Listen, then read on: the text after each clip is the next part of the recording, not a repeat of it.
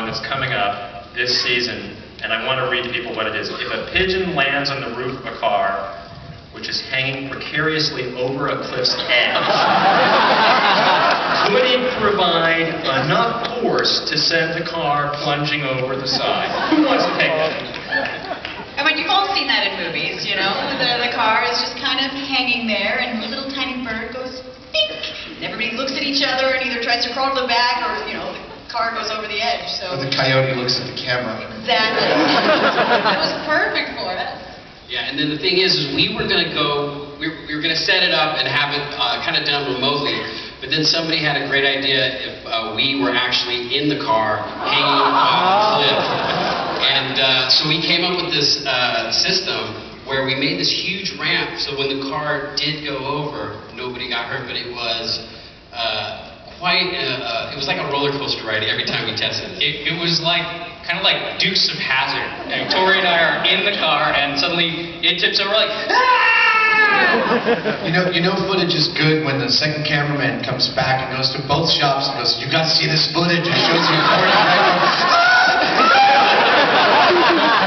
The best part was we'd get the car perfectly balanced, where Grant and I could just like lean forward and we'd start going, and we'd kick back, bring the car back to level.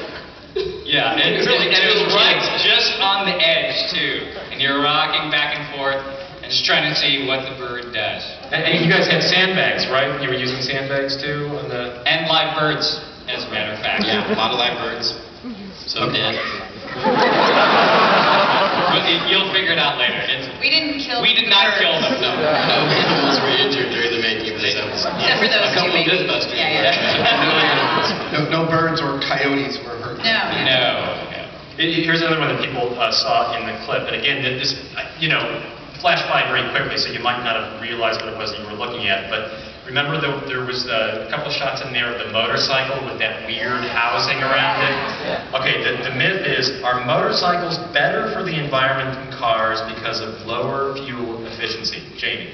Actually, higher fuel efficiency, yeah. It is higher fuel efficiency. Yeah, they use less fuel, and it goes to logic that if they use less fuel, there's less pollution that's going to come out the other end. And, so we have to test that because what makes it kind of complicated is that motorcycles don't have the same kinds of emission controls as cars do. And so it's not exactly clear-cut. In fact, it's really not clear-cut. And we try to suss all that out. It's a lot of fun. Because that's the thing that cycling people say, right? That, well, your motorcycle's better for the environment than your car. There's a lot of people who traded their cars for motorcycles because they think it's better for the environment.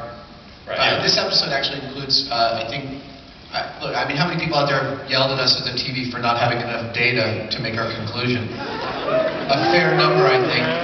This actually is some of the most complicated data we've ever crunched on the show. And even so, it depends on what you're looking at as an emission. I mean, there are things like CO2, which has its own set of problems, but then there are toxins and other things that come out of engines. So when you get into the details, it actually gets really interesting, and it's not black and white, that's for sure.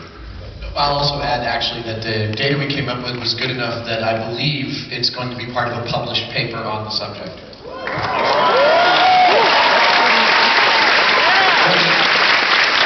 One of 2 episodes this season that are going to be part of published papers. We're starting to increase our ability to produce actual scientific data.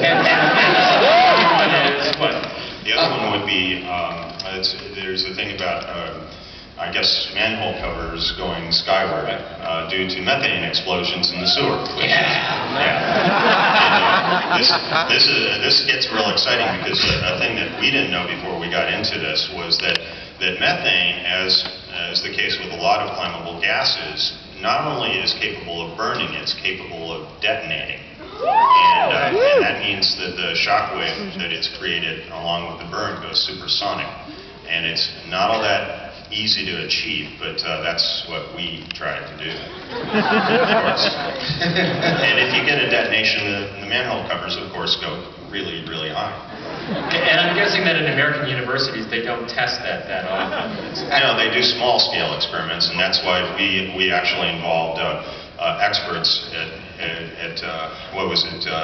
Cal State. I think so, yeah. Nobody had ever run a test this large on this exact type of gas propagation, explosion, deflagration, etc. Yeah, they do it in little scale experiments. We did it like way out in the desert because the equivalent amount of energy from this would have been around 40 pounds of high explosives. Are you sensing